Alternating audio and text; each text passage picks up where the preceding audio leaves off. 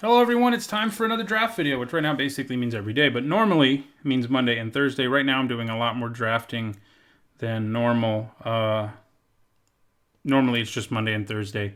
Up from now until April 4th, I'm going to be trying to get one up every day that I can, and after that, I'll probably go back to normal. So this pack has Heavy Arbalest, which is a nice combo piece.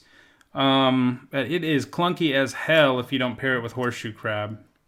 So it's not good basically if you don't pair it with Horseshoe Crab. It's just too slow. You can pair it with Nettle Sentinel too. There's a few other things. So I think it's either Ire Shaman or Promise of Bunray. Promise of Bunray is at its best in a deck with a lot of sacrificing stuff going on. There's also a Skeletonized, but it's definitely not premium removal.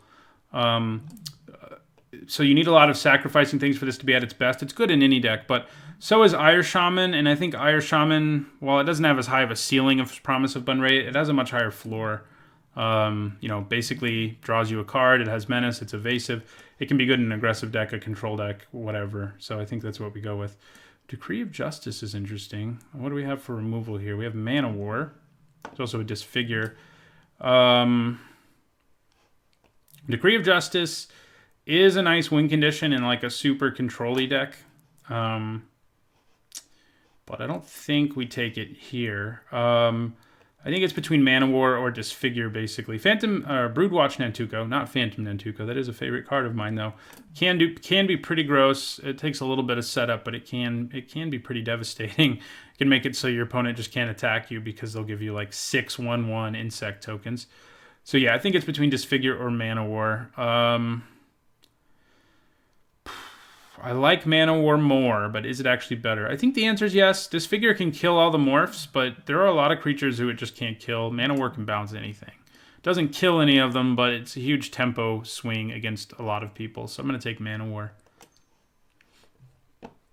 So this format, you've probably watched, this is my 7th draft of the format. Win percentage at about 50%. Been going better lately. I experimented a lot in like my first 3 drafts, and it didn't go quite as well.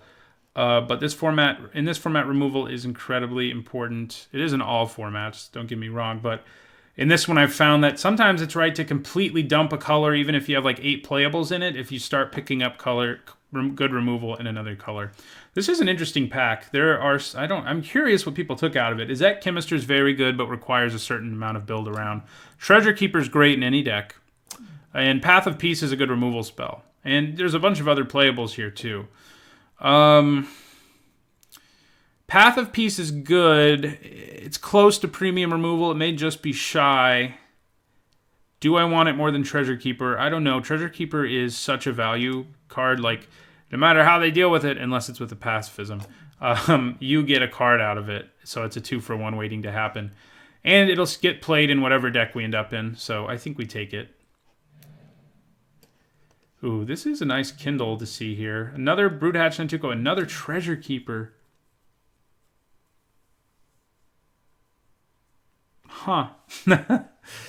So Kindle's good. It may be another one that's just short of premium, but it does get way better the more you have. If you have 5 or 6 of them, they're certainly premium by then, and probably around 3 or 4, they're probably premium or close enough to it. But do I just want another Treasure Keeper? I think I do. I mean, this card is just gas. I mean, it's just too good.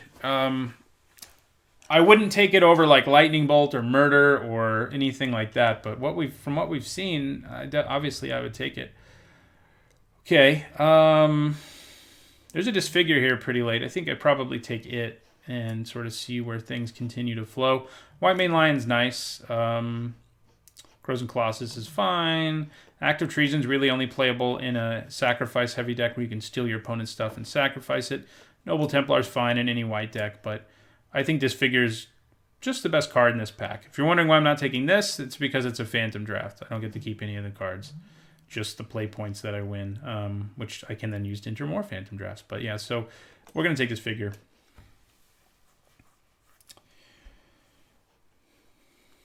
I loved this card in,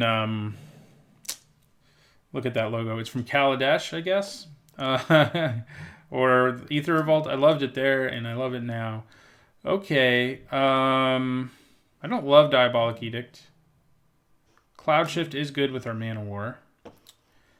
I think I take Fallen Angel, though. It works well, Treasure Keeper. It's a good attacker in the air. It can do a bunch of damage out of nowhere. Kavu Predator has some nice combos, by the way, but Fallen Angel can do more on her own than Kavu Predator can. So we'll see what happens here. That's part of the reason it was nice to take Treasure Keepers, because if I end up completely shifting, no matter what, I get to play these cards that are very high in power level. Ruthless Ripper, I think, is what I take here. It's a great card, trades for anything. It can even do some damage to your opponent because of its morph trigger. Corahelm Guide's okay. The green cards here, this is a combo piece with the crab. This is a nice little green creature, and so is this. But Ruthless Ripper, I think, is just the best card in this pack. So we'll take it. We'll put it here. Although it's one of the few morphs that, like, you probably cast face up like half the time. A lot of them you like never cast face up. Like this probably should be here too. Okay, so Nihil Spellbomb does combo well with Living Death, as someone in the comments pointed out to me. That is kind of the reason it's here, I guess, because that is pretty nasty if you combo it with Living Death. We don't have it though. So Supernatural Stamina is an okay trick, but I think we take Chartooth Cougar.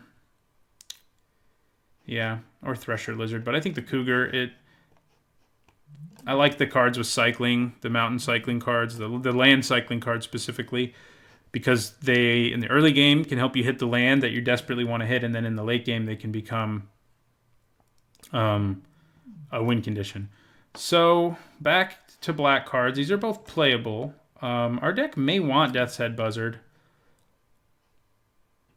Kills our Ruthless Ripper if it's face up. Bloodhunter Bat. There's a heavy Arbalest still, so it doesn't look like we're going to be blue, so I don't think we take it, because that's basically where you need to be. Uncaged Fury can be good with Fallen Angel, but I think I take one of these. I think I'll take the Bat, as it's sort of a safer...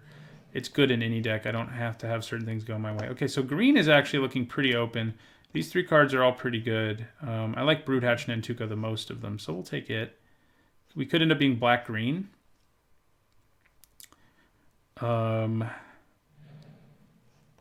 It's on Shade. So we could also end up being black-red. Enthralling Victor is good with Fallen Angel because you can steal their creature and then sacrifice it. And it's just a decent card in general. It is definitely better in a more aggressive deck, though. I think I'll take him, though. Ooh, and there's a Hordling Outburst. Also works well with Fallen Angel. So, yeah. Red now. Looking open enough. Late Kavu Predator, late Phantasmal Bear. I like the Predator a little more, although it does require combos. And another Elvish Aberration is perfectly playable. Green seems very open. Red might be open enough. Blue doesn't look open at all, so we'll just cut that. We could end up being red-green, too, easily. We have lots of ways we could go. And whether we open removal here, like Murder or Lightning Bolt or things like that, could really determine which route we try to take here. I do think our red cards right now are better than our green ones, but that could easily change. So, Epic Confrontations here. It is a removal spell. That is pretty good, and it probably is what we take here.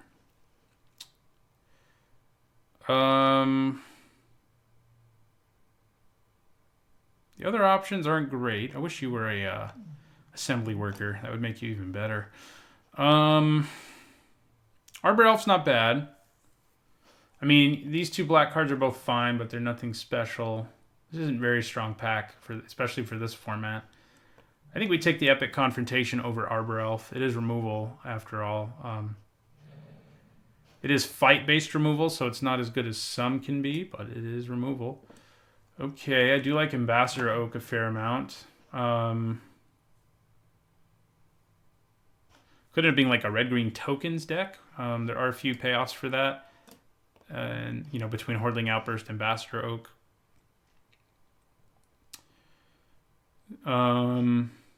Yeah, I mean, I wouldn't mind Timberpack Wolf coming back, but I think we take the Ambassador Oak here. Crows and Tusker, double Aquatis' champion, huh? So the Tusker opens up splashing, and it's a potential win condition because of its size. I think it's what we take here. I'm going to put it here because you almost always cycle it. Sometimes you cast it, but you almost always cycle it.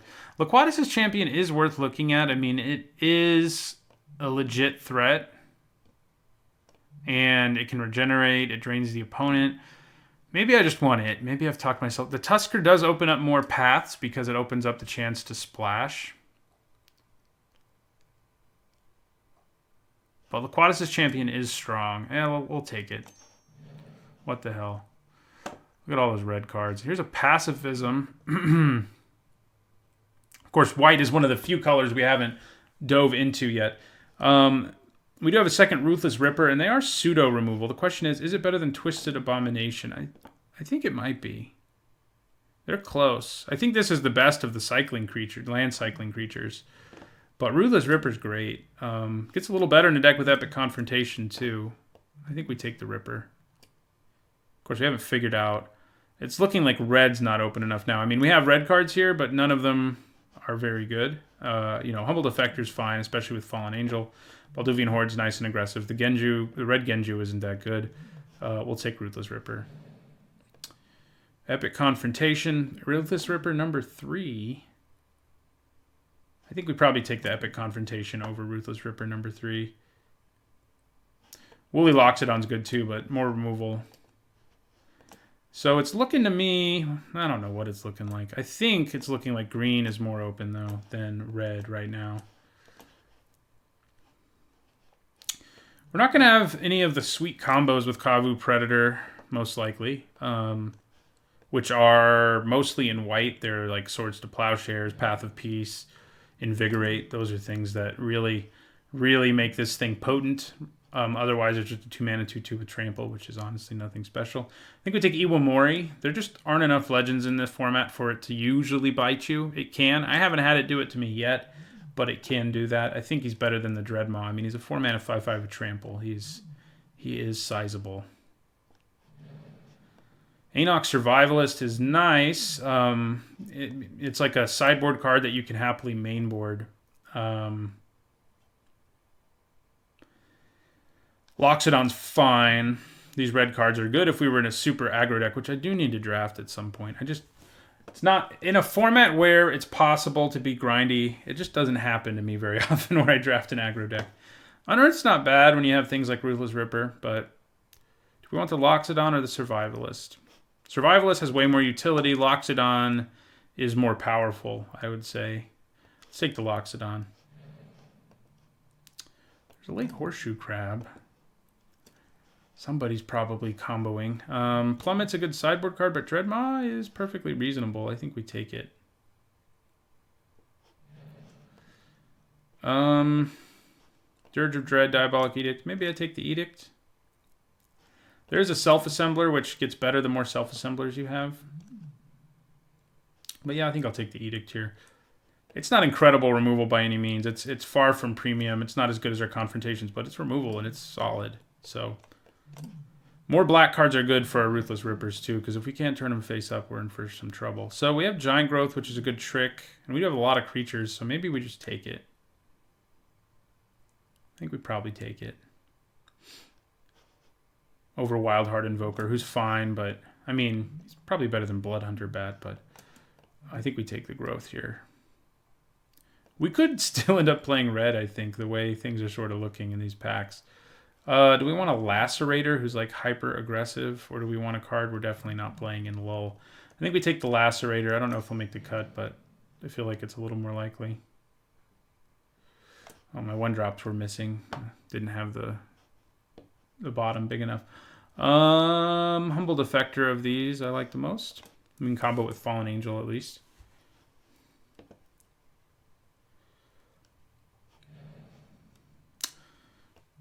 Okay, I mean, Presence of Gond isn't terrible. I don't think you play it main board most of the time. I had someone last draft. I was about to say last week, but it was yesterday. I don't know if they cited it in against me, but my deck had like 5 pacifisms, and against my pacifisms, it was really obnoxious.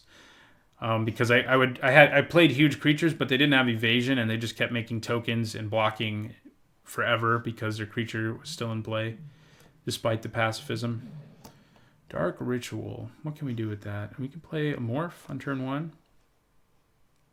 It's not too bad.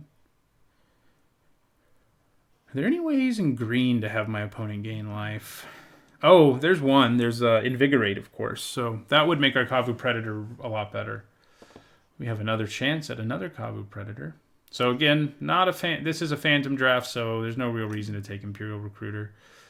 No great removal here. We may want Arbor Elf. I mean, our curve is skewing rather high, and it is a nice ramp card. These two are both good, but we don't have anything that combos with this, so it's not going to be great in our deck. So we'll take Arbor Elf. Chances are I'm not going to play the Lacerator. And I doubt I'd play 2 Dreadmaws, but we'll see.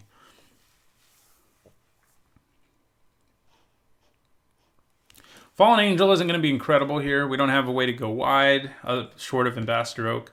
But it does work well. We have Broodhatch Nantuko. It works well with our Broodhatch Nantuko, and it doesn't work badly with Treasure Keepers. So, what is this pack about? Garbage? For us, anyway. There are good cards here, but they're like Darien, King of Keldor, Zada. We have a chance at another Diabolic Edict. We haven't taken a Plummet for our sideboard, so that may just be where we go here.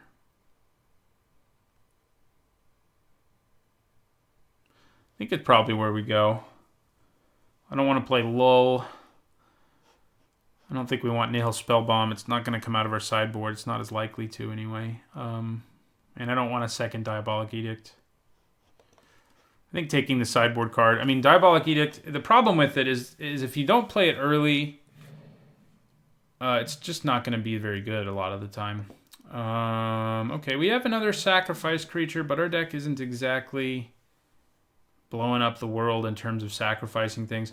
There's another Nantuko, which does make the sacrifice theme stronger, but there's also another Arbor Elf, which helps us get in, play these Morphs on turn 3, play these a turn earlier. We have 3 6-drops. So I think we take another Arbor Elf. Seems good to me over the Nantuko. Where is that Nantuko? He should actually be here, I think. Another Giant Growth or a Krosan Colossus. He's way better if you have Cloud Shift. And we don't. But I think he probably makes it into our deck, into our group of Morphs. I mean, more likely than another Lacerator or Relentless Rats, or I think another Giant Growth.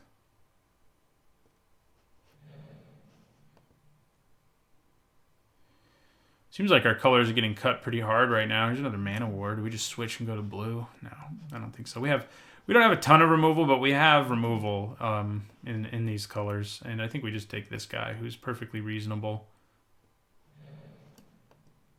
Another one of them. Probably take Elvish Aberration over that, though. The Forest Cycling on it's nice. We don't have... I guess Wildheart Invoker is a place to sink mana, as is Krosan Colossus. So we have a few places to sink the mana when we turn it face up. So... we have a lot of green creatures, so Nettle Sentinel's probably pretty good. Presence of Gond is... if we already had some Nettle Sentinels, I'd be more likely to consider it. But we don't. So I think we take Nettle Sentinel. I don't like Sai the Shinobi unless I have Spike Shot Goblins. Multiple, basically. Okay. Another Predator, but as I said, it doesn't do anything in our deck other than be a 2-mana 2/2. Survivalist has way more utility. There's also a Nezumi Cutthroat, and we are really, really low on black cards. So we may end up having to play Ruthless Ripper face up a majority of the time. Unless we have a hand that starts with Aquatis' Champion or Fallen Angel, I think we probably will. But yeah, I think we take the Survivalist here. Ooh, I do like getting another one of these. Combos with our Fallen Angel. It's just a strong and annoying card to play against. Survivalist may start in our sideboard.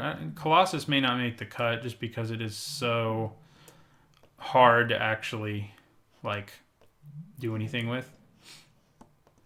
Wow. White was really open. Squadron Hawk, Darien, and Core Firewalker are all pretty good. Here we'll take a Spell Bomb for the sideboard. More likely we bring that in than a lot of the cards in that pack.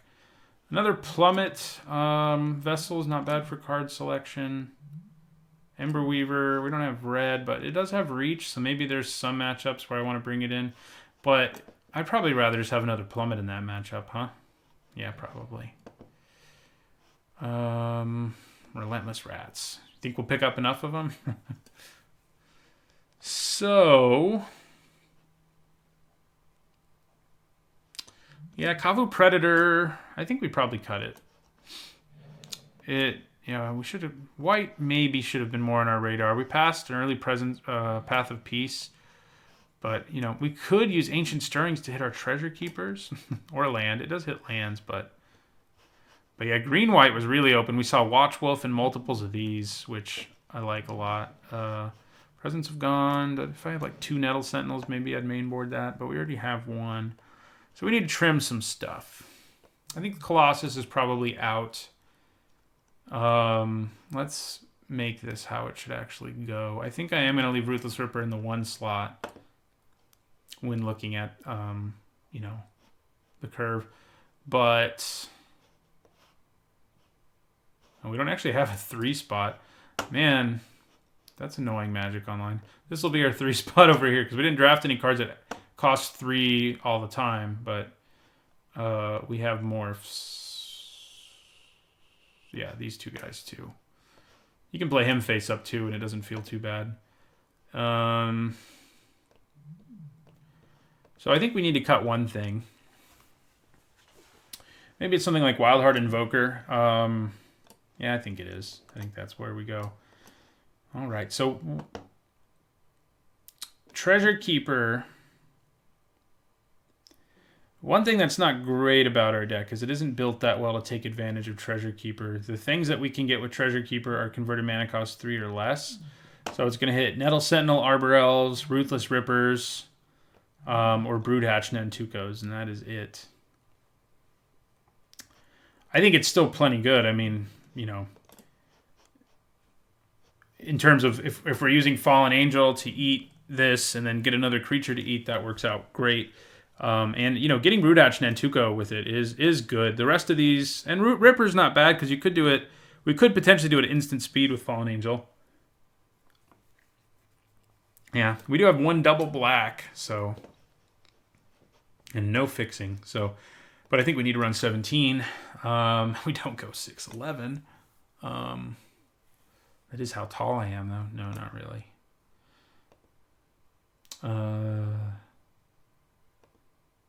8, 9. I'm 6'3", though, for those wondering.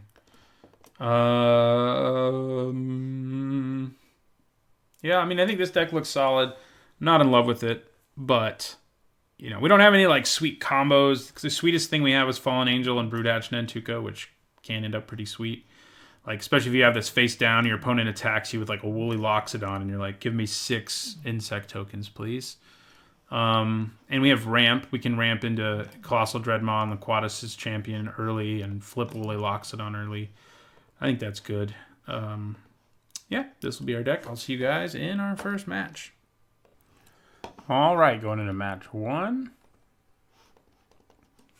See if we can get back above 50% again. We haven't been for a little bit and sort of hovering around it.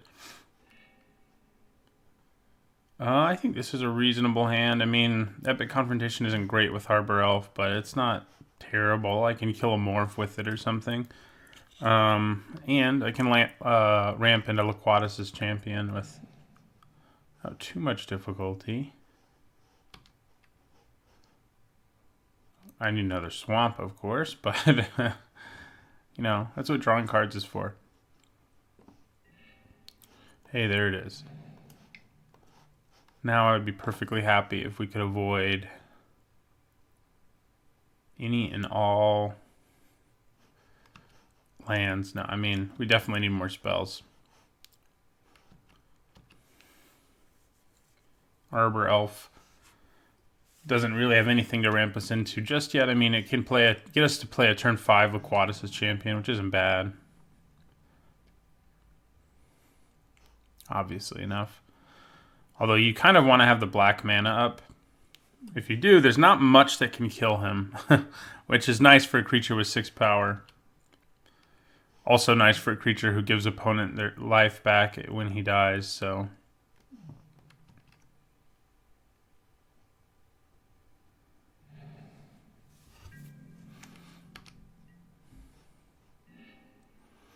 Okay. Yeah, I think we play Ruthless Ripper face down here.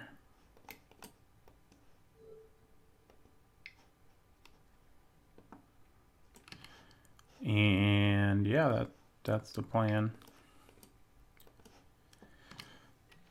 Playing him face down just gives so much more value than playing him face up. I mean, Surprise Death Touch is way better. And we have Laquatus as champion in our hand, and we won't be playing it for a while. Renewed Faith. Okay, cycling it. Haven't seen that played just yet, but also only 7 drafts into the format. We just had it. It's originally from Onslaught. There's a cycle of them that do things when you cycle them. Cycle of cyclers. Okay. So let's attack with both of these because we're just gonna play the Ripper face down. Get in for 3. So at any time, as long as Laquatus has champions in our hand, I should say, we can flip these just to do 4 damage to our opponent that they can't really stop. So that's nice too. 2 each, not 4 each, but 4 total. Damn, Iwamori. You should be a legendary creature. Okay. So the question is whether or not I want a 2-for-1 myself. This would be a legendary creature, like with a name like that. I feel like that should be a legendary creature.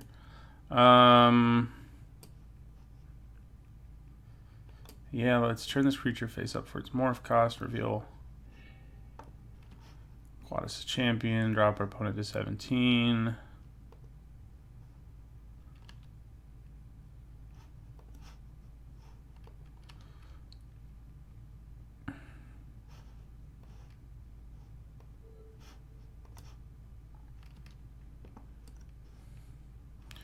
And we probably 2-for-1 ourselves. I mean, we need to get through this Iwamori. Obviously enough.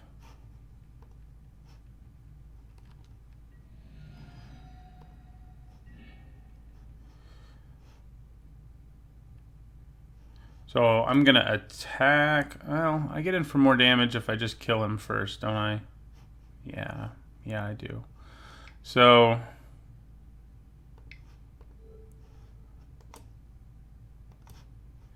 do that. And we'll attack for 3.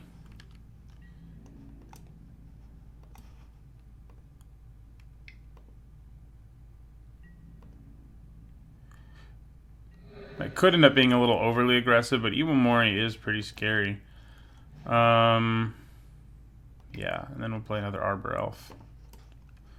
So we can actually play Laquatus as champion. Well, if we had if we draw a 3rd swamp, we can play Laquatus as champion next turn. But we won't be able to leave black up if we do, so we'll see.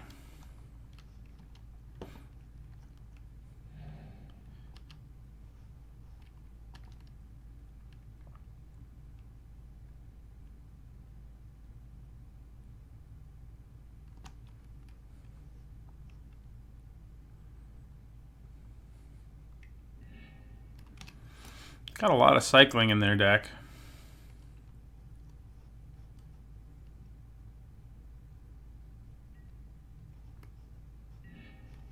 Hey, would have been fun if we had our Iwamori when he played his Iwamori. Yeah, so we attack with everybody. And then play our Iwamori. You know, there's some chance our opponent has a legendary. They could have Razia or whatever, the angel that's in this set. So hopefully they don't. And we just get to play big bad Iwamori here.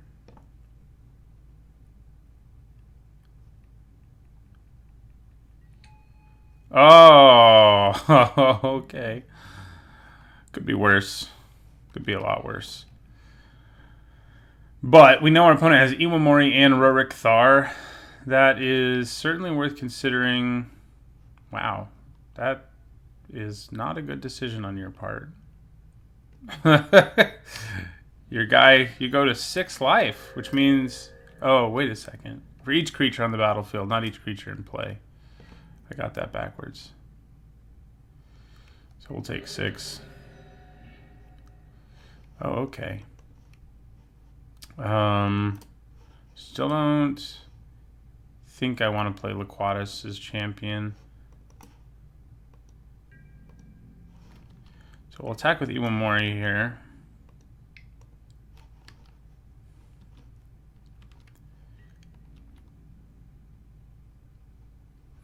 And how much does he do to us? 6 when we cast Giant Growth. That's going to feel good, but...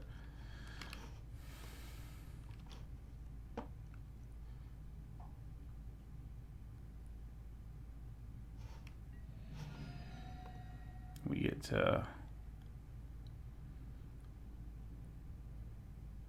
go to 8/8. Ah, crap. Swords to Plowshares? God willing. Okay. Fine. You go to 6. Yeah, you go to 6.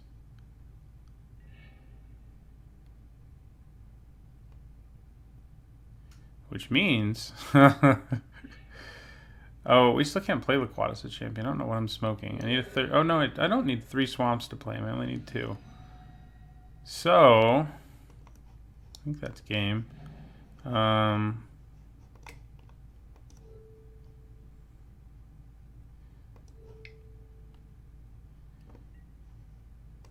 2...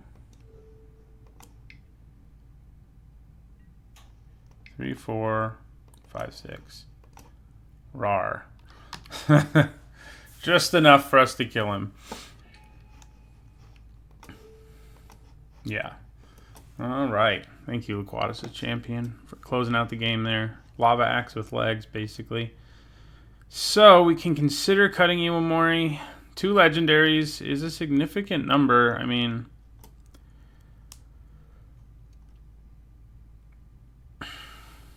So maybe we bring in like a Dreadmaw or Wildheart, maybe Wildheart Invoker. It sort of fills the same spot in the curve. It's not as good, but on the flip side, we know they have Iwamori, so we may get to play our Iwamori for free. That is worth keeping in mind, huh? Yeah, maybe we just stick with Iwamori.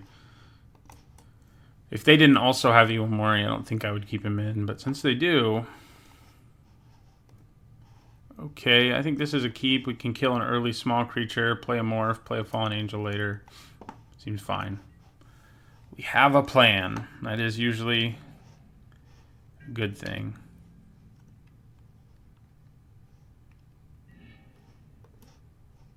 I'm going to play the Swamp because maybe they play something we want to disfigure. It's not ultra likely, but it is possible.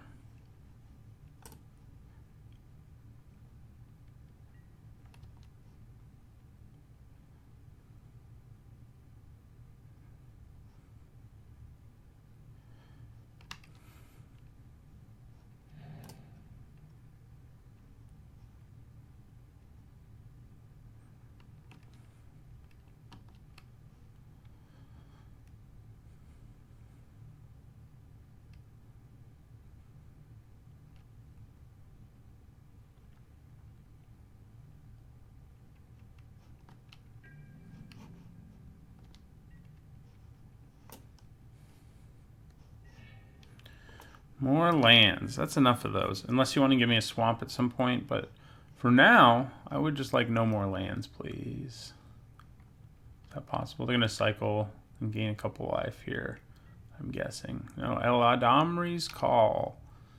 That is scary, depending what they get out of it. I mean, Krosan Colossus. Yeah, that's a nice thing to search for. That means they're probably going to try to cloud shift. Good news is we have disfigure, so thank God for that. Question is this Krosan Colossus? Should I cast disfigure or should I wait for them to cast cloud? Whatever.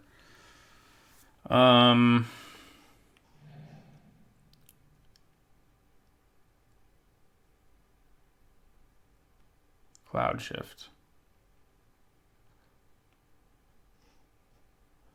Kind of want to wait until they cast cloud shift.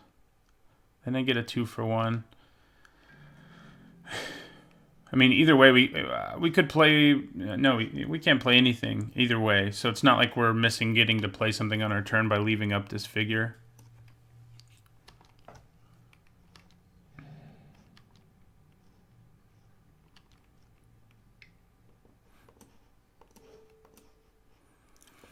Now let's hope they don't have 2 cloud shifts. Then I look really greedy, because if I'd done it then, they wouldn't have been able to cast cloud shift at all. But this way I get rid of the cloud shift and the Colossus. Woo! There we go. 2-for-1. That should help us going forward. Savannah Lions. Okay.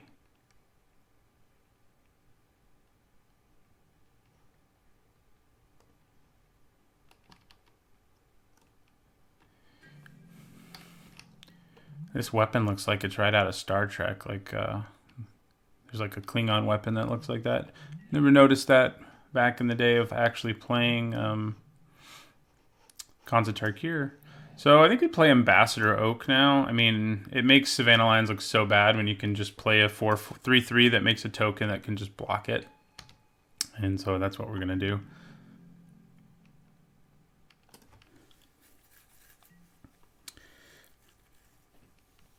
Then I probably play the Ripper face down, and you know, so it can do the additional damage. Our deck has some nice reach between the 2 Ruthless Rippers. Yeah, that's annoying. The 2 Ruthless Rippers and Laquatus' Champion. Like, you know, for opponents at 4 or 6 life, it's just like, what's up? Okay.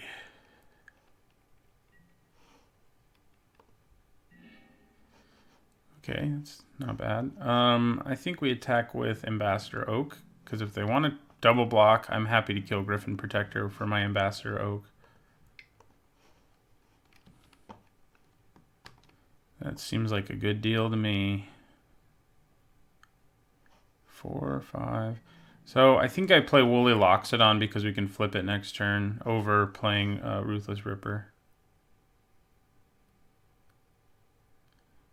Looks like they're just going to take it. So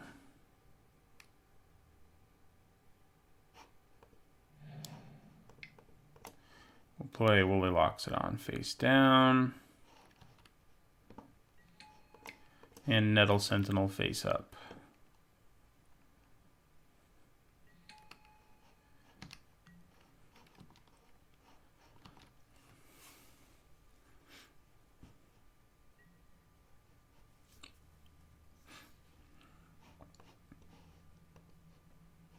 Can bluff another Disfigure here, for whatever that's worth. They don't seem concerned about that possibility. Wish I had another Disfigure.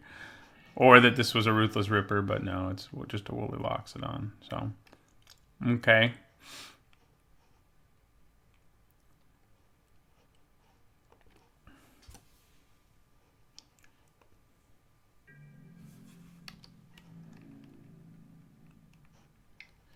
Yep, we will take 2 in the sky.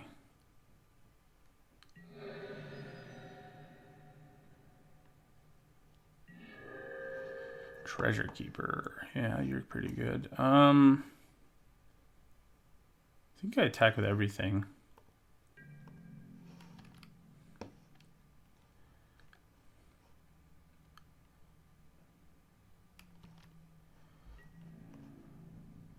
I The Nettle Sentinel won't untap this turn, but maybe we'll draw a green spell next turn.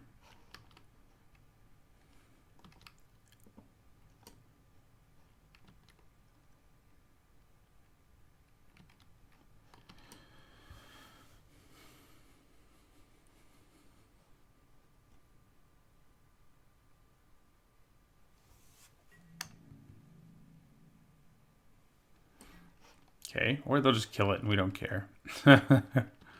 That is a possibility. So they go to 13.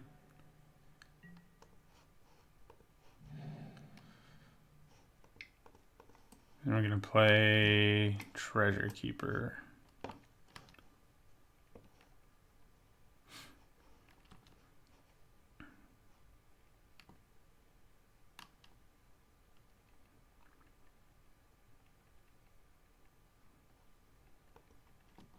So, pacifism on that would be bad, and Swords to Plowshares. White is a color that makes Treasure Keeper a little bit worse because there's removal that just laughs at his trigger. But that's okay. I mean, the opponent has to deal with it one way or another. It's definitely better if they have to deal with it with the damage. Cycle Renewed Faith, okay. Takes them back up to 15.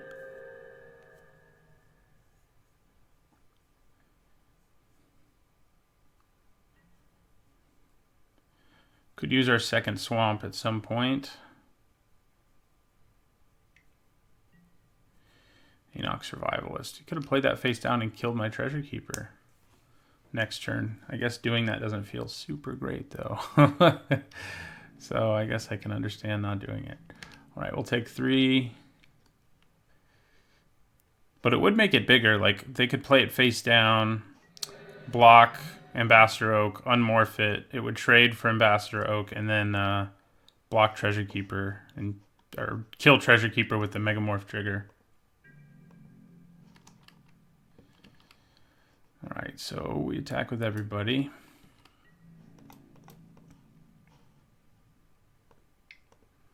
And also finally play Ruthless Ripper face down. All right, they go to 8. Maybe. Ah, lol. Okay, that's cool. I'm pretty okay with you using a card for that. So he can block the Elf Warrior token and kill it without losing his Enoch Survivalist if he wants to.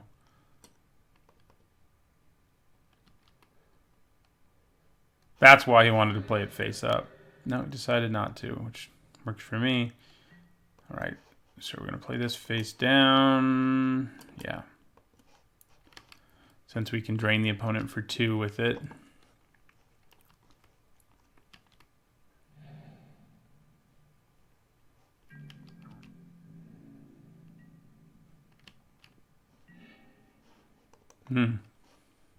That's a big one. Do we attack with both of these 3 power creatures? We can use Giant Growth to get a blowout. So I think we do.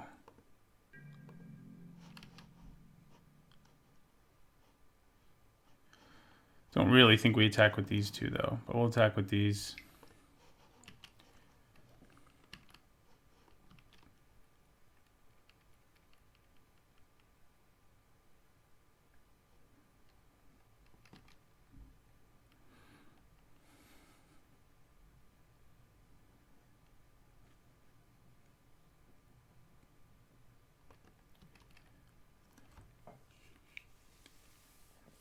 And then I think we tap out and play Giant Aberration, Elvish Aberration. Don't have anywhere to put his mana right now, but could be useful later. Right now, we just want him to be a 4/5. That's all we ask of him. So if they double block Ambassador Oak, I probably use Giant Growth. If they double block this, I probably just kill Griffin Protector and get a card for free. Or, you know, they'll take 6, which works for me too.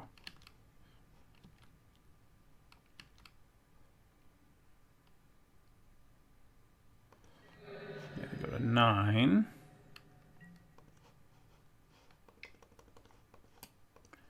And we'll play the Aberration.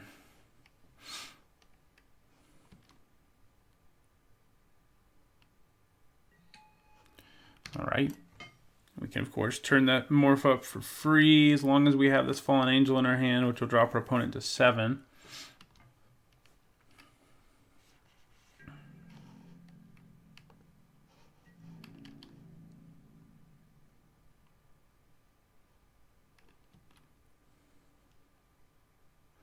No reason to do it yet. I mean, we can wait as long as we want it, because it attacking as a 2/2 is obviously more useful for now.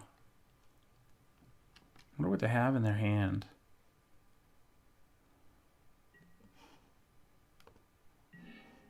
Right, there's our other swamp, so it probably will flip it this turn. Okay, well, opponent scooped. Things went pretty well there in that first match. Let's see if we can do the same in the next one. All right, we're going into match 2. Our hand is bad, though. We have 2 of our guys for ramping into. And sure, he can grab us a forest, but we would probably want a little more early game action. Okay, yeah, I think this is okay. It's not great, but do I want a forest?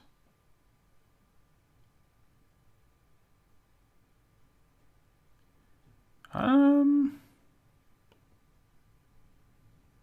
don't think I do. Might seem a little bit crazy given that we have 2 6-drops in our hand, but there we go. I wanted to draw some more mana. So the question is, do I play Broodhatch Nantuko face up? Depends what our opponent does. So this may be a Living Death deck, which I think we have a Nihil Spellbomb in our sideboard for, right? The Nantuko is not great to play against this, but I guess it can block it and make a token. So and that's not bad. Could be a lot worse. Yeah, I think that's what we'll do. Play Nantuko face up. Of course, if it's a Living Death deck, then it's going to be a lot less good. Although we'll get our Nantuko back. Okay, Fierce Empath.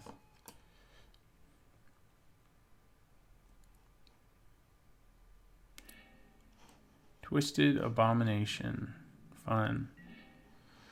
Well, there's a Disfigure. That's nice. We don't have anything else to do with our mana. Also have double black, which is nice. We'll end our turn.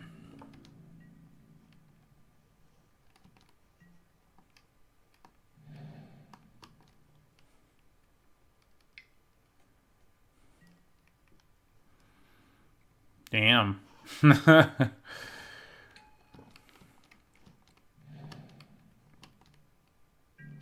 Okay.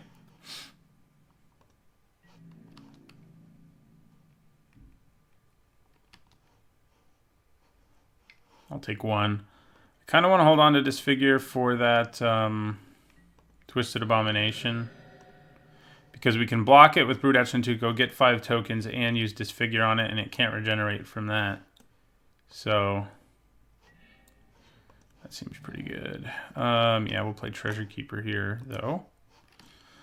Love that card. I love cards that are just built in 2-for-1s, you know?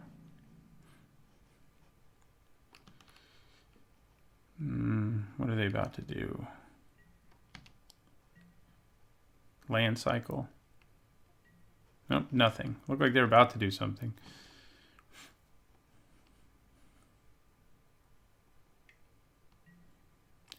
Ambassador Oak. Okay.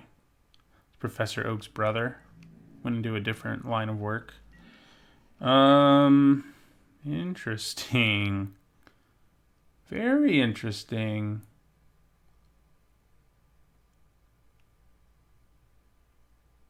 Huh.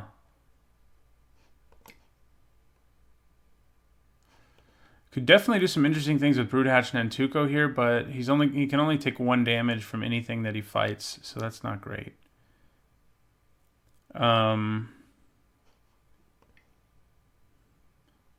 mean, yeah, it means I get to kill a creature and get an insect token, and killing this could be worth it.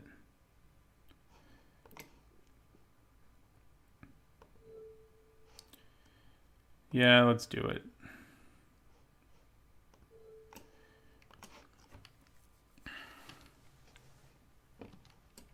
Hopefully they don't have Disfigure in response.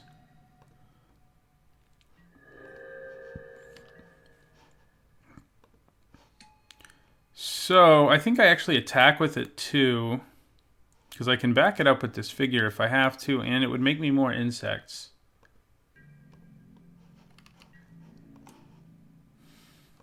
Plus Giant Growth also. So we're in pretty good shape here with our Nantuko.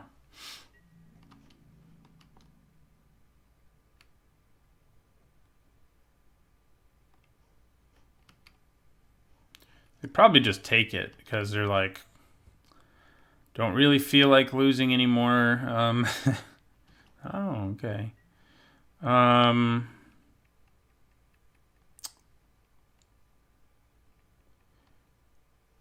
think we go for Giant Growth.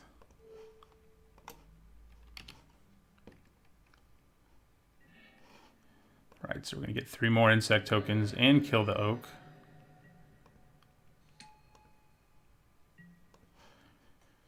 Went pretty well.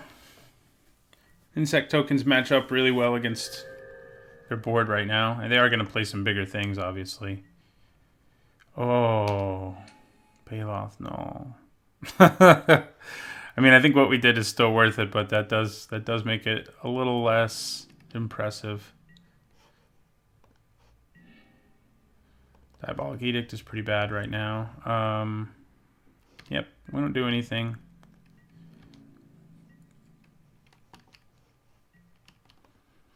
Got to get rid of some of these creatures before Diabolic Edict would be worth it.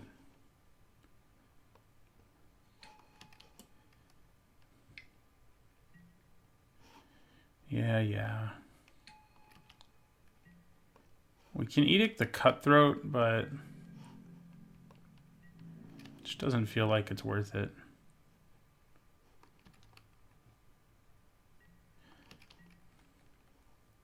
Disfigure the Cutthroat. I think I may have said Edict. Can't do that.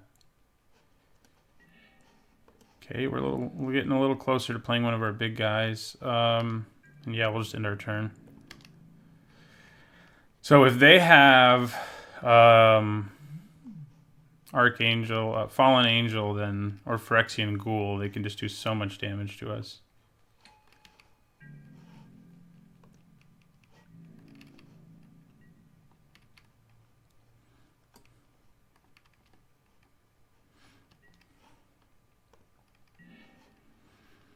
Okay, well, I think we play another Treasure Keeper. Leave black up for Disfigure.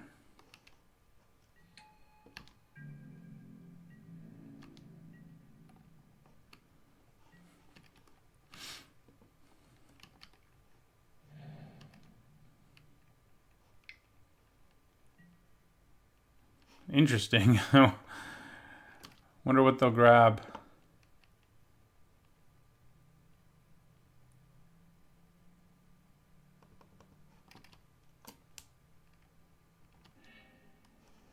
Primal Clay. Okay. Gonna play it as a flyer, I guess. You could use a flyer. Yeah.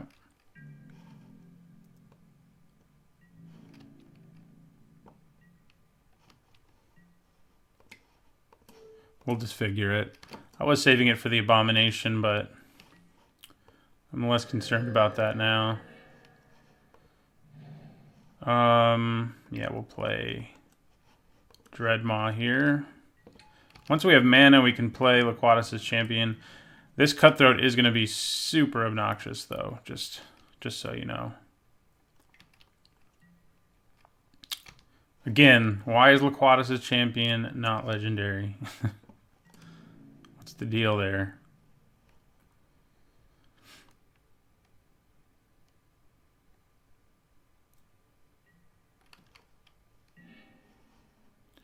Okay.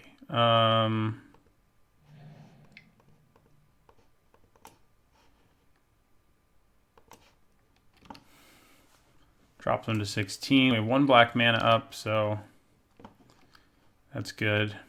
We can just block Twisted Abomination all day. They can block each other all day and keep regenerating.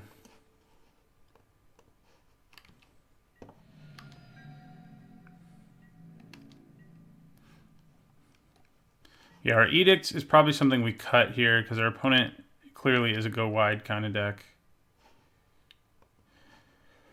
Could be a Broodhatch Nantuko.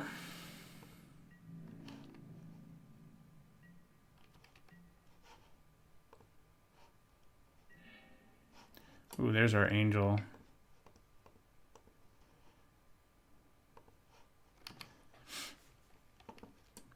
So she can swing right now for 3, 5, 7, 9, 11, 13, 15, 17, 19. It is lethal. We just have to be careful about it.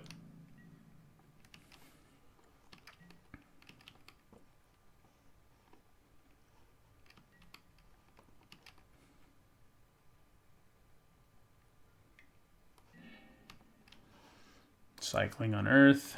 That to me means they're like, uh-oh. A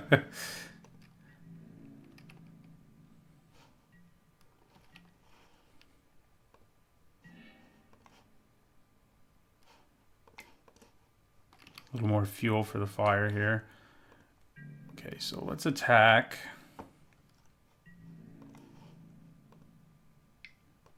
So the first thing I'm going to sacrifice is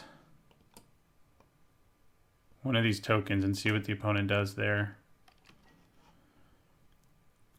All right, and then a Treasure Keeper.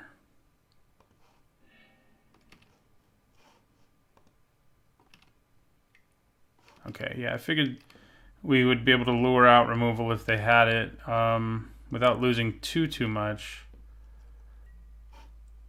Yeah, well, that's interesting.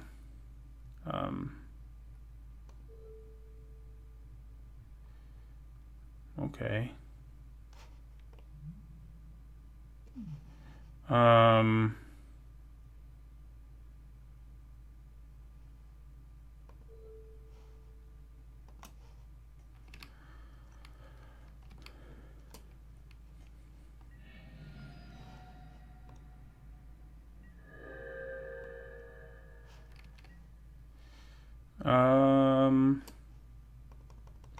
Let's sacrifice one more token so that next turn is lethal.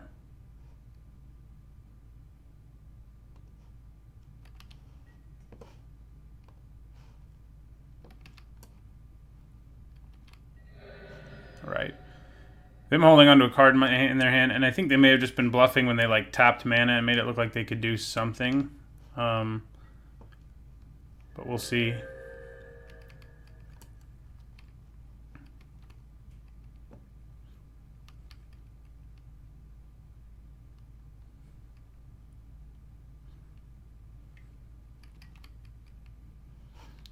Okay. All right, you have one card left in your hand.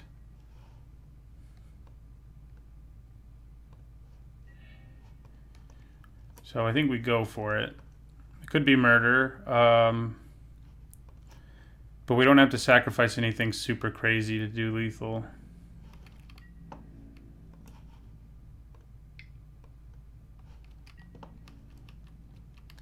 All right, so sack a token.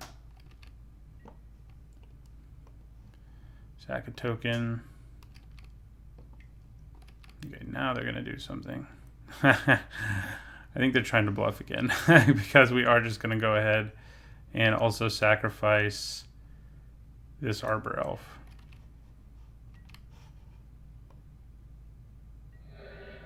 Yeah, they bluffed both times. I mean, I decided to sort of, just in case, protect ourselves in the first game.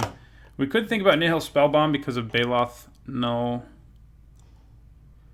In the first turn I attacked, you know, there was a chance they end up top decking removal and we end up losing, but the chances if they already had removal, if we sacked our whole board, we would have been worse. So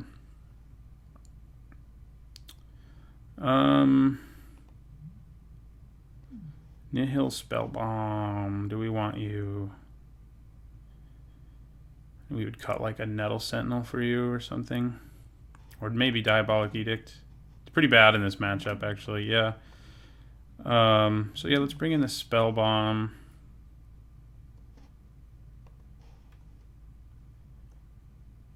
Chances are they have a few more graveyard shenanigans too.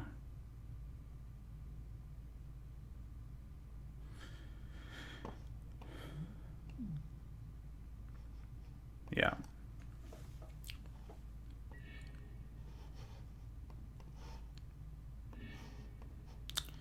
Okay, I think this is another keep. This one's not great, but it's fine.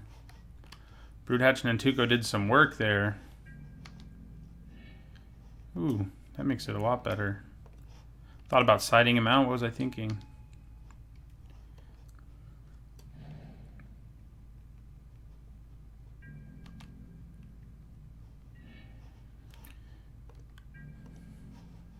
I think we just play the Nantuko face up again.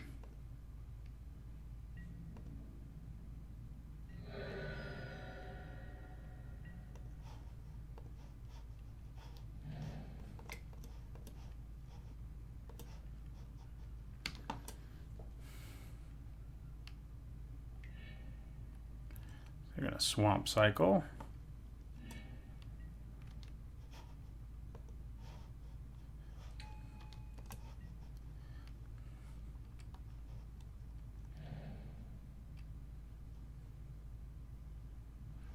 If they play a Morph, I'd probably do the whole Epic Confrontation thing again. To kill it with an Nantuko and get 2 insects. And they do. Could be the guy with Death Touch. That would not be fun. That guy, that is.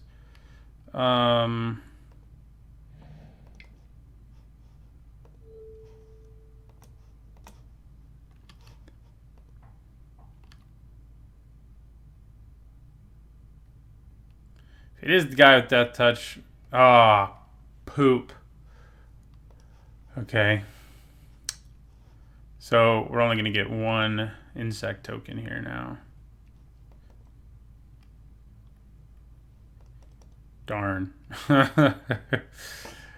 So it's basically a 2-for-1 now. They reveal, what did they reveal? Disfigure. So that's fun for us.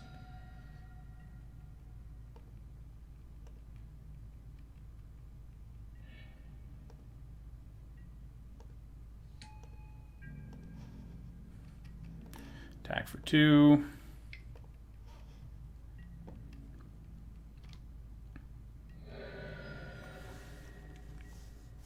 Hopefully Treasure Keeper can get us back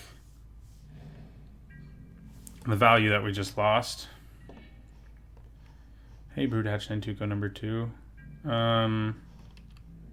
We could have played it and then attacked with Nettle Sentinel, but I think I'm going to hold off and just play Treasure Keeper here.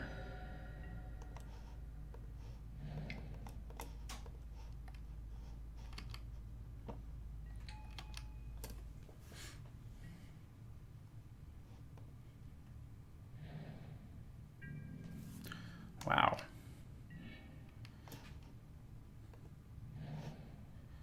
Okay. Do they have a Living Death or something? We kind of suspected it earlier. I kind of suspect it now. But I'll play Broodhatch Nantuko face up here.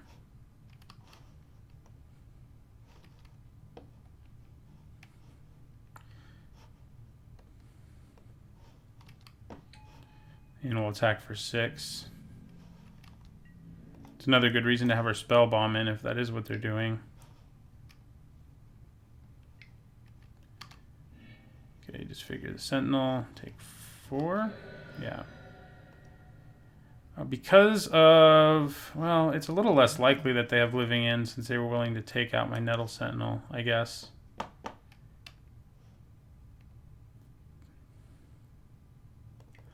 So let's play Ruthless Ripper face down.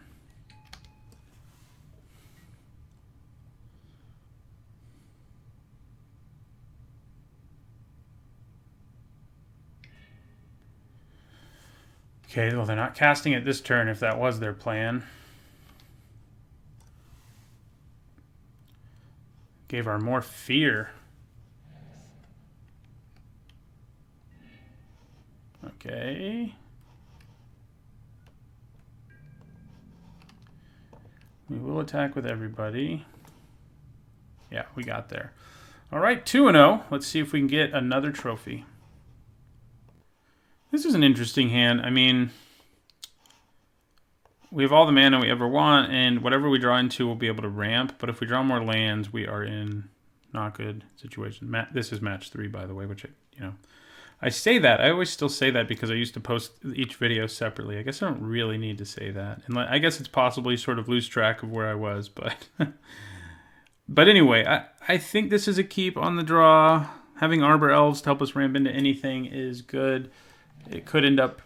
I mean, we don't give us a land. Okay. That's what we want to see. We can play that guy, Treasure Keeper, on turn 3 without too much help. Just one of our Arbor Elves needs to survive, and we can play a turn 3 Treasure Keeper. Coral Helm Guide. They're both going to survive, so we could potentially 2, 3, 4, 5, pay a 5-drop next turn if we draw one. And we'll end our turn.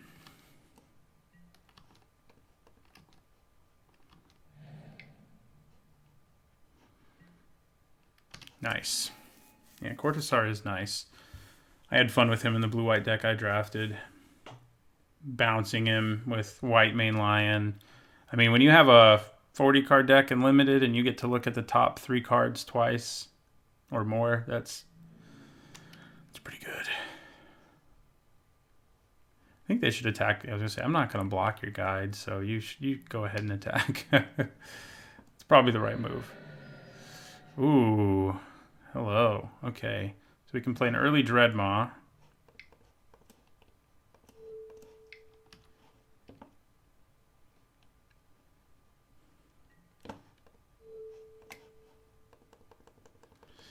And then we play Treasure Keeper, who has been good. He hasn't done anything crazy, but we've had, between like Treasure Keeper and Broodhatch Nantuko, people have been looking at our board and being like, wow, I kind of want to kill myself. And that's how I would be looking if I were on the other side too. Because it's like, okay, I can attack, but they'll get so much value out of me attacking. So maybe not, maybe I don't.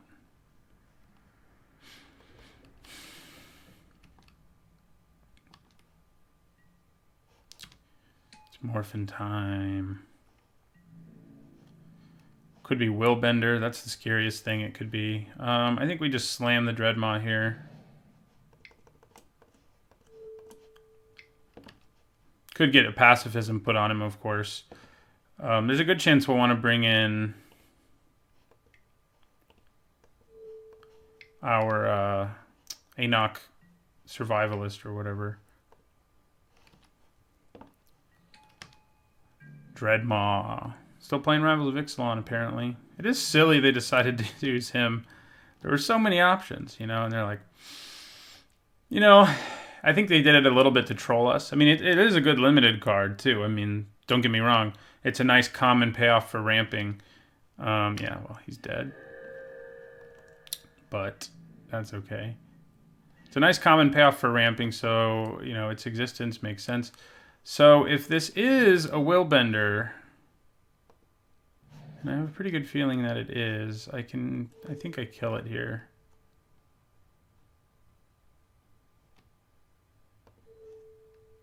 So there's a chance it's the creature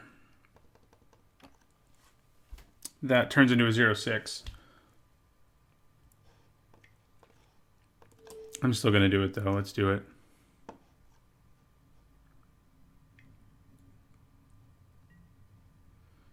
Oh, that's pretty nasty.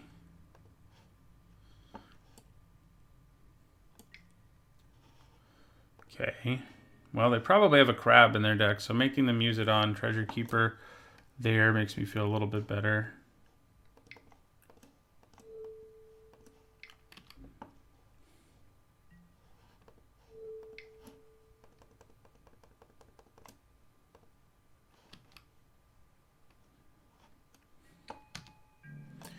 And we'll end our turn.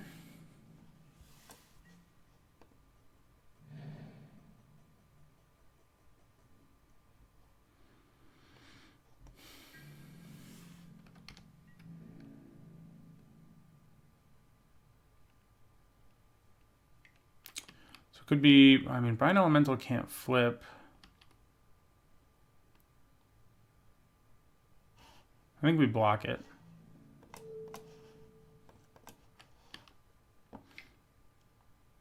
Could be Corona Zealot. That's one that you don't see a lot, but is in this format.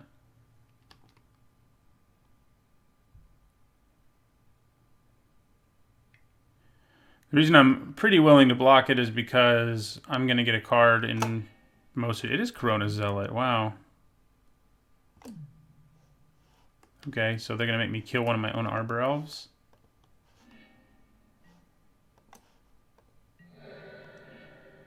Or itself. Sup. Free Broodhatch Nantuko.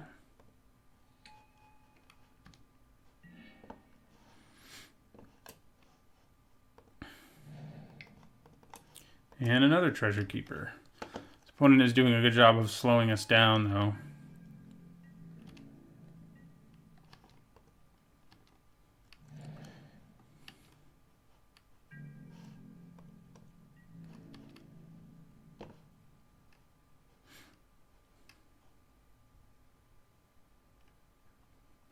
They can start making a creature unblockable at some point.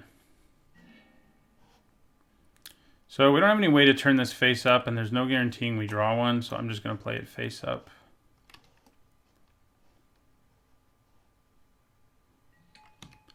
And in my turn,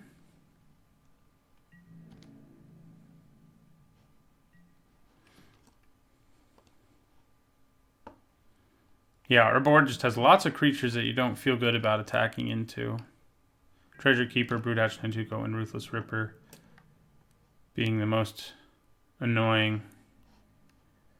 Okay, 3, 4, 5, 6. So we can just hard cast him. So I think that's what we're going to do. We're just going to hard cast a Woolly Loxodon here. Could have Exclude. No. Well, that feels good to play a huge creature.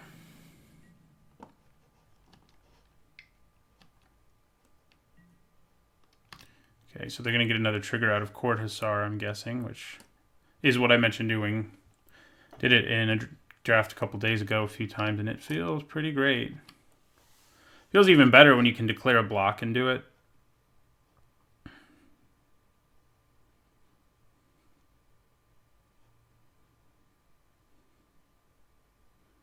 Thanks to the opponent having one creature with 5 toughness over there, we actually don't have great attacks. Isn't that crazy? When we have a 6/7 in play, I think we still attack with it, but they can block it. They have to lose a creature, right? Because they would have to go. No, not necessarily. This is 10 toughness here, and enough damage. No, it's not enough damage to kill it. Okay, so yeah, they would have to lose something, a couple somethings. So I think it's probably worth attacking with them to thin out the board while we try to find our win condition, our Angel or something. Of course, they're doing a lot more digging for a win condition. We just have to hope.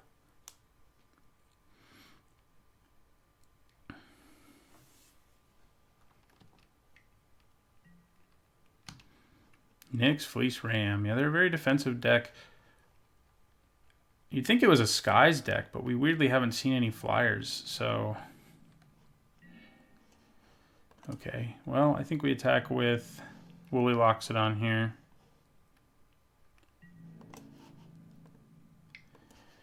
Thin out the board a little over there for the rest of our board. I mean, we're about to play another big guy.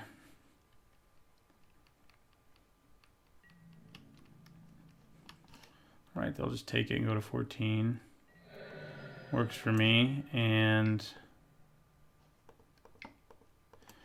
we can bluff like Giant Growth and stuff, so... Oh wait, we have an empty hand. So it doesn't really matter which land we left up. Yeah, they go to 15.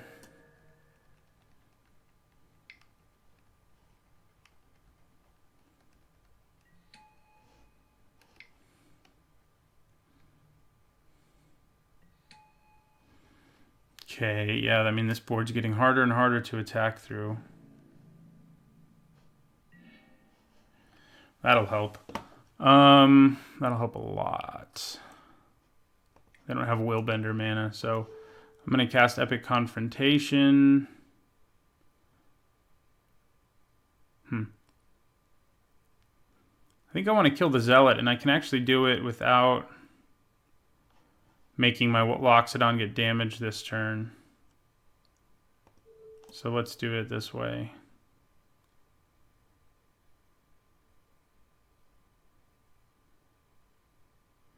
Should we want to kill the Morph more? No, I don't think so.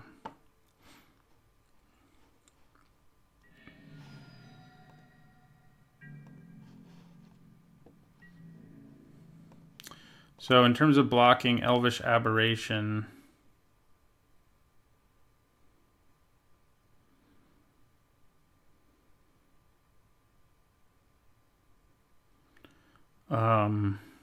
he's only got 4 power. They can just block it with their Nyx Fleece Ram, though. So yeah, we'll just attack with Loxodon.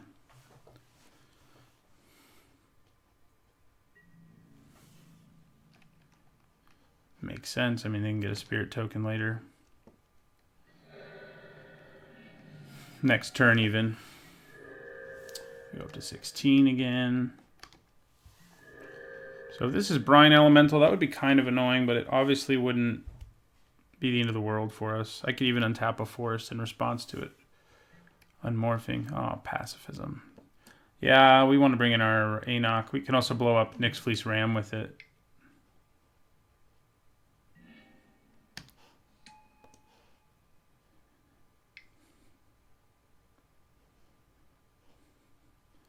Unblockable Mystic of the Hidden Way.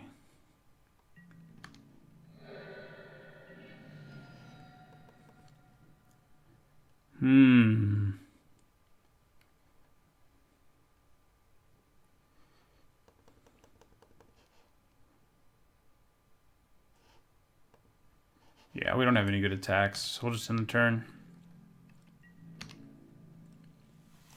We're going to start taking 4 a turn here pretty quickly.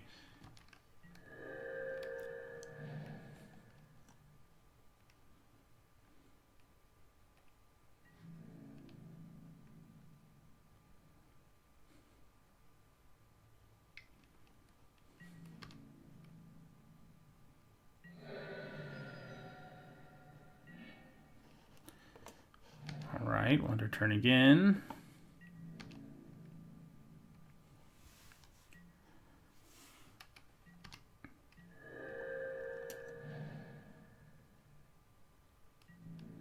Take another 4.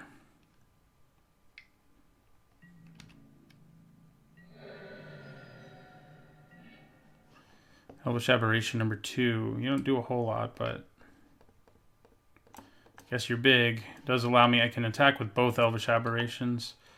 And then they don't have as many good blocks. They still have good blocks, don't get me wrong, but not as many good ones. If I attack with both Aberrations and Treasure Keeper, that's not too bad. What do we have left that Treasure Keeper can hit? No Epic Confrontations. Disfigure would be nice.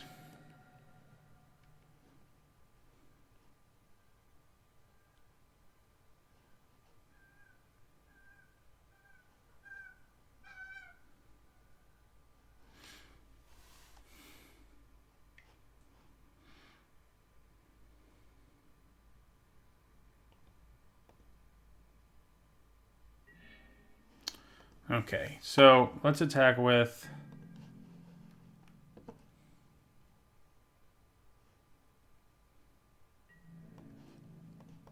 these.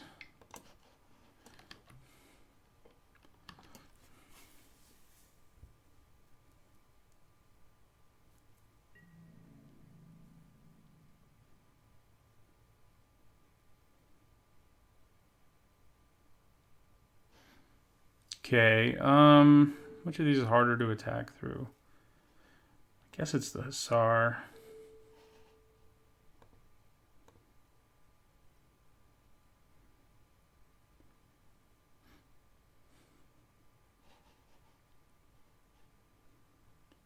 Good news is even if we go 2-1 here, we will officially stay above 50% by the end of this draft. All right, Treasure Keeper. What do you got for us? Disfigure really is one of the last few things we have. Oh, that's savage. So we're going to get Arbor Elf. Nice use of Totally Lost there. I mean, it still kind of cost them a card, but it kept us from getting a Disfigure, which would have been good.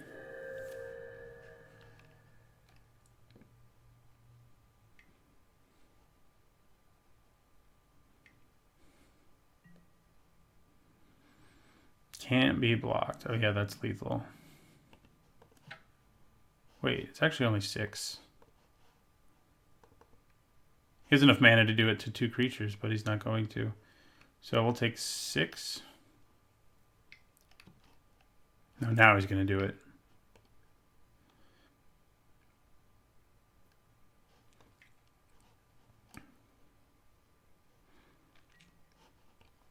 Yeah. Okay. First game we've lost, I think. So yeah, Enoch Survivalist comes in.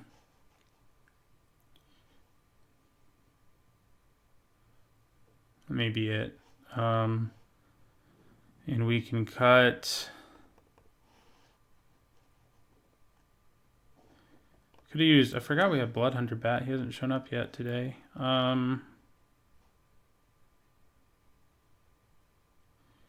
And in Tuco, I think we leave it in. Maybe we cut Diabolic Edict. Yeah, I think we do.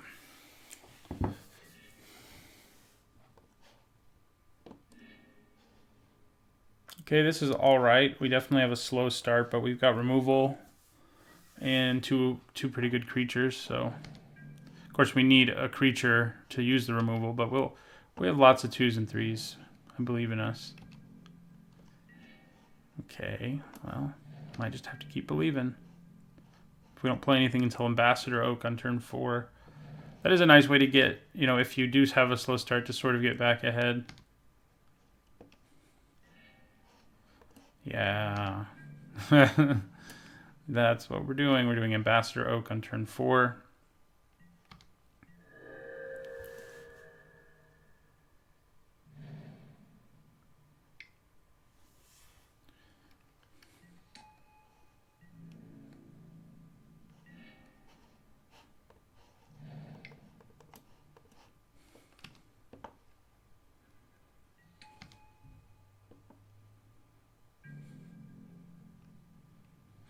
I don't really feel like blocking the Cathar, losing my creature, and giving them a spirit.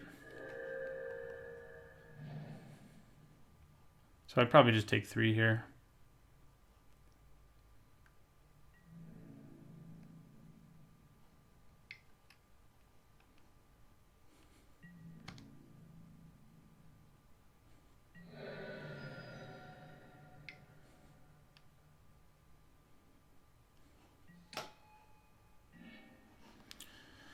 Okay.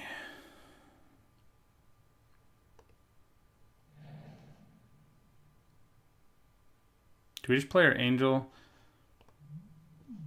We know they have that annoying Corona Zealot, but if we just avoid doing damage to it, it's not that much of a problem. So yeah, I think I play the Angel here.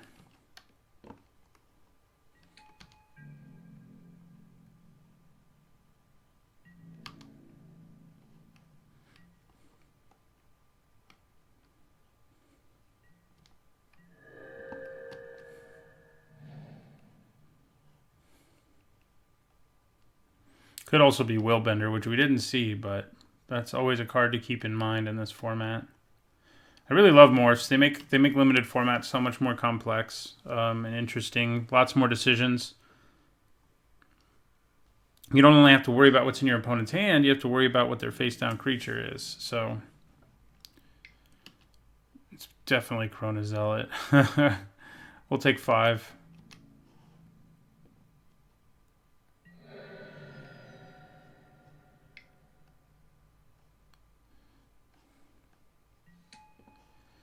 Ooh, God. Now one of them could be Willbender. Well, then.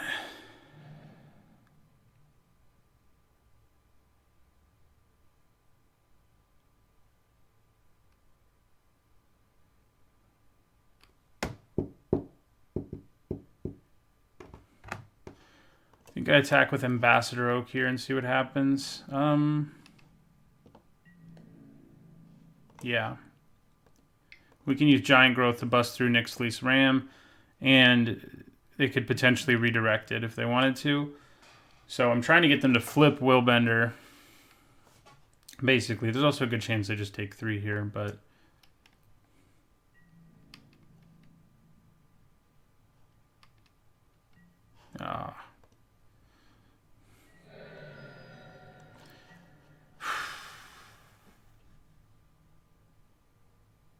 Okay. Guess we end our turn as we continue to be tormented by morphs.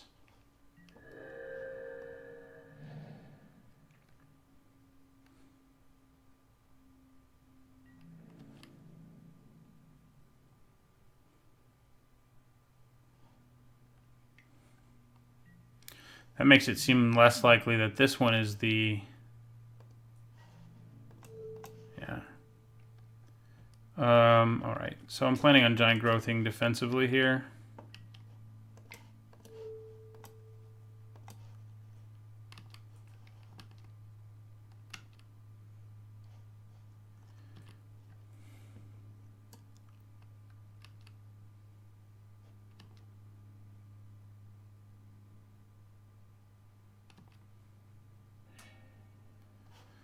I see.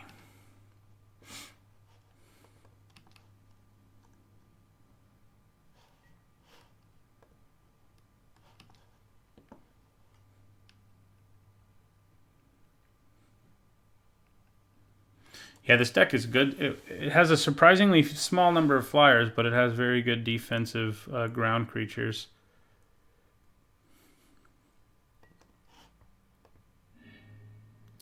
And of course they can get a flyer here, should they want one.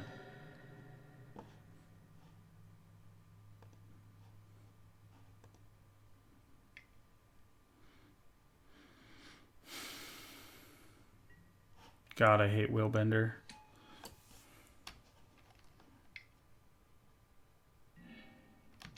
Now we don't have to worry about Willbender.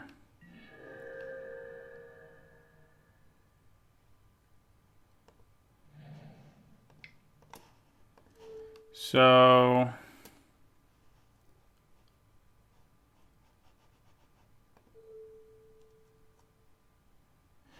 well, yeah, I'm not going to be able to attack either way, so it doesn't matter. Let's go after this. It's probably Corona Zealot since they were attacking with it. Retraction Helix again? Yeah, okay. I should have seen that coming because I knew what was in her hand. Oh, I hate you. Okay, all right.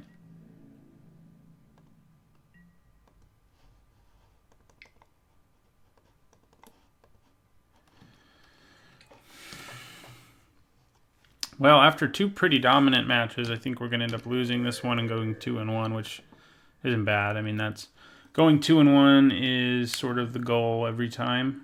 And I mean, obviously, I'd like to go 3-0 every time, but it's hard to do. Just a little hard to do. Let's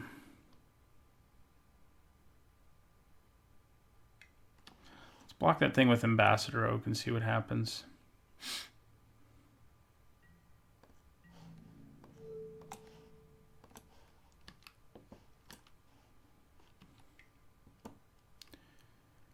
So what we can do is, if it is Corona Zealot, is sacrifice the Oak to our Angel, and then there won't be any damage going anywhere.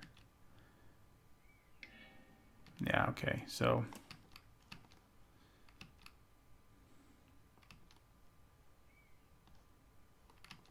that's what we'll do.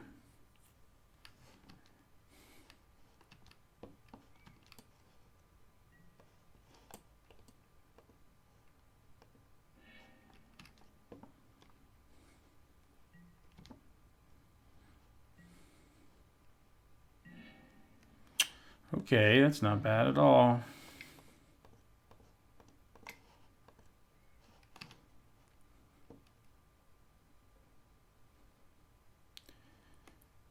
He can attack just fine.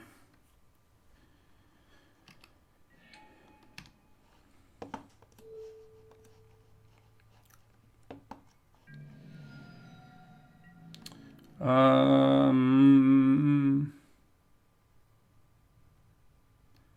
it weren't for this life, this could be a race we could. This would be a race we could win. I think I still swing.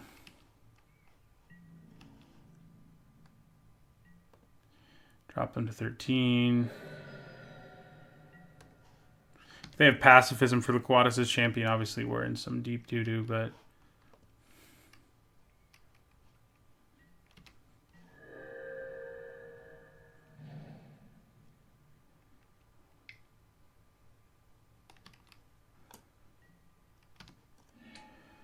Okay, they can dig for one.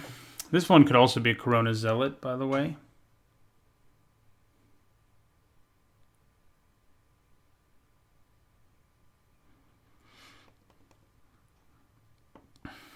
God, I love this format. Just so long and grindy. I haven't actually run into like a real aggro deck yet in the format either. I know they're out there. I know that like, I mean, just looking at Black Red's commons, it looks like it could be really fast.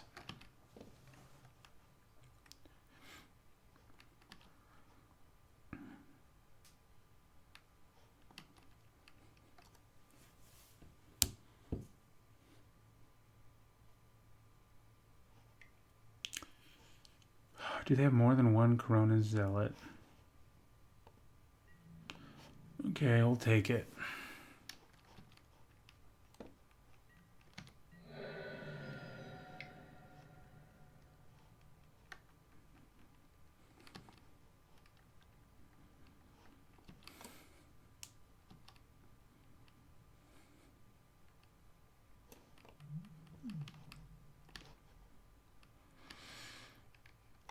Oh, excuse me.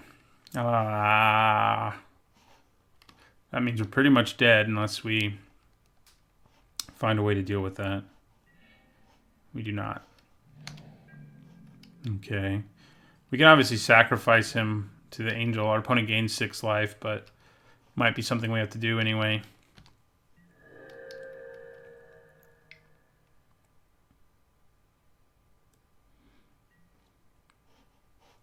And now we're dead.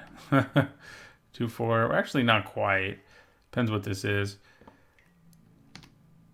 We'll go to 2. Ooh, interesting. It's too little, too late, I think, but we'll see.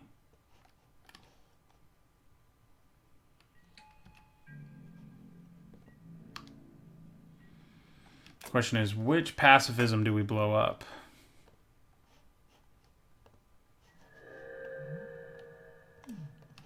Making sure that didn't say creature or player.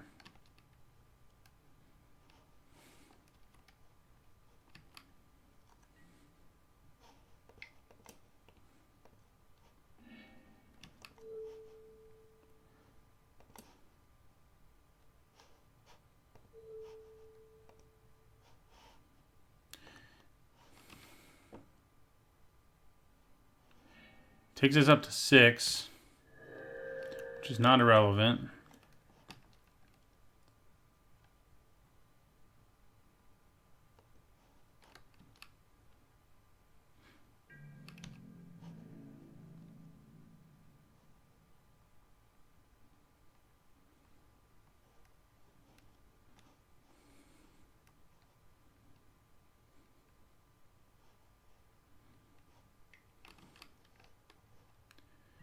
Okay, we kill the Zealot. Take 2.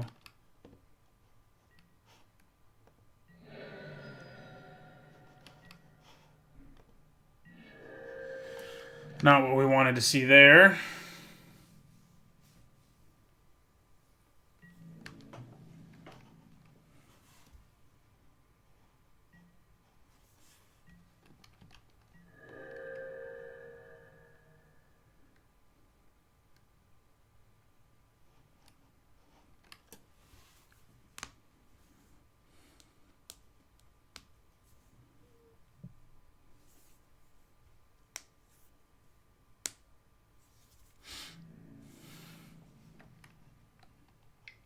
Yeah, makes sense. We take 1.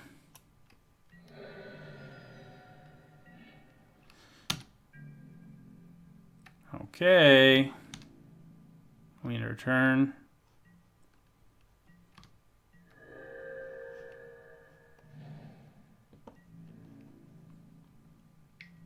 We go to 2.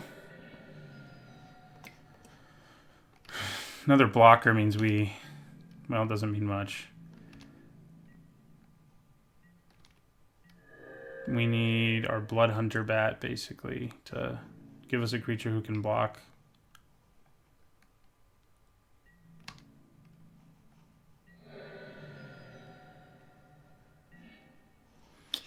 And that's not it. So we go 2 and 1. Pretty good performance, though. Deck was fun. Lewatis' Champion and Fallen Angel were really good. Broodhatch and Tuco was too. So I'll see you guys tomorrow for another Masters 25 draft video.